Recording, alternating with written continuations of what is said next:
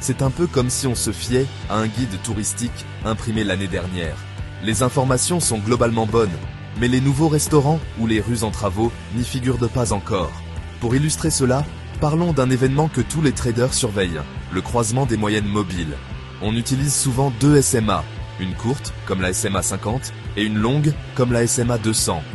Lorsque la SMA 50, qui représente la tendance à moyen terme, passe au-dessus de la SMA 200, la tendance de fond, on appelle ça un Golden Cross, une croix dorée. C'est souvent interprété comme un signal d'achat très fort, indiquant le début possible d'un marché haussier durable. C'est un peu comme si les prix des appartements sur le dernier mois dépassaient largement la moyenne des 5 dernières années. C'est un signe très positif pour le marché. C'est un signal puissant car il est basé sur des tendances longues et établies.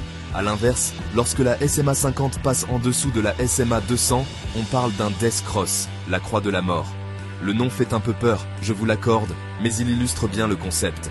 C'est un signal baissier puissant, suggérant que le marché pourrait entrer dans une phase de baisse prolongée.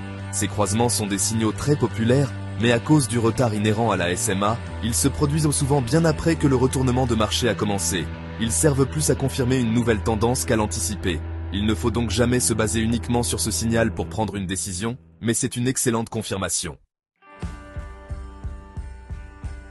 Passons maintenant à la cousine un peu plus moderne et nerveuse de la SMA, la moyenne mobile exponentielle, ou EMA.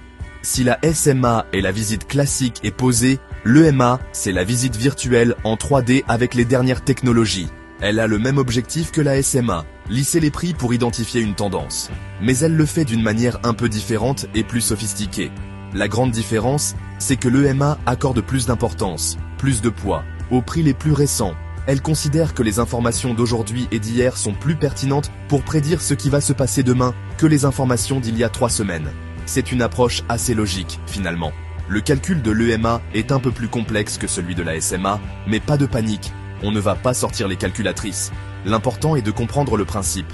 Au lieu de donner le même poids à chaque jour, la formule de l'EMA utilise un multiplicateur qui donne un poids décroissant de manière exponentielle au prix plus ancien. Le prix d'aujourd'hui aura le plus grand impact.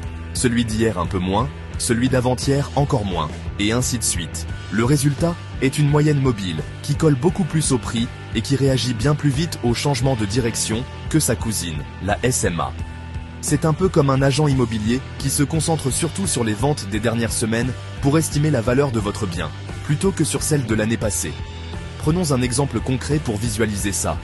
Imaginez que le prix d'une action, qui était stable autour de 50 €, grimpe soudainement à 55 € aujourd'hui à cause d'une très bonne nouvelle. Une EMA 20 va immédiatement commencer à monter de manière significative, car elle donne beaucoup de poids à ce nouveau prix de 55 €. En revanche, une SMA 20 montera beaucoup plus lentement, car l'impact de ce nouveau prix sera dilué par les 19 prix précédents. L'EMA est donc beaucoup plus sensible aux événements récents.